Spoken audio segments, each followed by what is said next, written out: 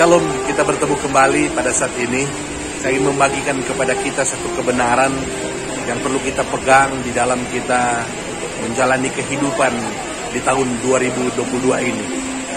Ada satu peristiwa di dalam 1 Samuel pasal yang keempat, bagaimana ketika Bani Israel mengalami kekalahan dari bangsa Filistin dan akhirnya tabut Allah yang melambangkan kehadiran Allah itu akhirnya direbut oleh bangsa Filistin, sehingga di dalam 1 Samuel pasal yang kelima mereka membawa tabut Allah ke rumah Baal yang ada di Asdod.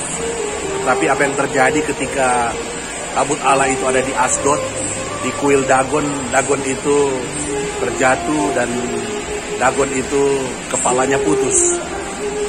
Dan akhirnya Tuhan mendatangkan hukuman atas orang-orang Asdod. Demikian juga ketika mereka membawa ke kota Gad, dia menghukum juga orang-orang Gad, banyak yang sakit, banyak yang kena tulah.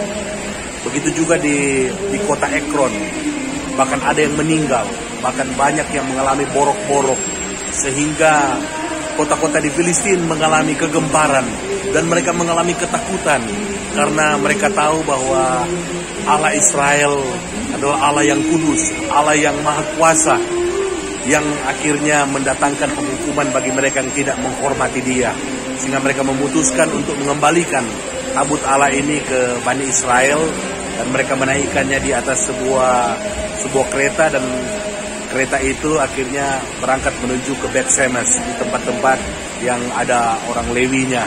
Akhirnya dia kembali kepada Bani Israel dan akhirnya tabut Allah itu bisa kembali ke bangsa Israel. Apa yang saya mau sampaikan kepada kita pada saat ini? Saya mau sampaikan bahwa Allah itu tidak perlu dibela. Allah yang maha kuasa, Allah yang maha kudus itu tidak perlu dibela oleh manusia. Ini terjadi pada 1 Samuel pasal yang kelima, pasal yang keenam. Bagaimana Allah itu, Dia justru membela diri sendiri. Dia menyatakan kekudusan, kemahakuasaannya kepada orang-orang yang tidak menghormati Dia. Dewa-dewa Baal dihancurkan. Dan akhirnya Dia mendatangkan penghukuman bagi orang Asdod, orang Gad, dan orang Ekron. Dan akhirnya mereka mengembalikan tabut Allah ini kepada Bani Israel. Untuk itu, janganlah kita menjadi pribadi-pribadi yang seakan-akan kita membela Allah kita. Karena Allah itu kudus. Allah itu Allah yang luar biasa. Yang perlu kita lakukan adalah kita justru memberitakan kasih Allah di dalam Tuhan Yesus Kristus. Bagaimana Dia sudah mati 2000 tahun yang lalu. Bagaimana Dia sudah mengorbankan dirinya. Dia menanggung dosa seluruh umat manusia. Dan Dia menjadi jalan keselamatan bagi semua umat manusia. Yesus berkata, "Akulah jalan, kebenaran, dan hidup. Tidak ada seorang pun yang dapat datang kepada Bapa kalau tidak melalui Aku." Yesus adalah juru selamat dunia. Kita perlu beritakan, karena Dia pribadi yang bukan hanya mati menanggung dosa umat manusia, tapi Dia bangkit dari kematian. Kemudian Dia naik ke sorga menyediakan tempat bagi setiap orang yang percaya kepadanya. Bagi setiap orang yang percaya kepadanya, Yohanes 14 berkata, Dia sudah menyediakan rumah bagi kita yang percaya kepadanya.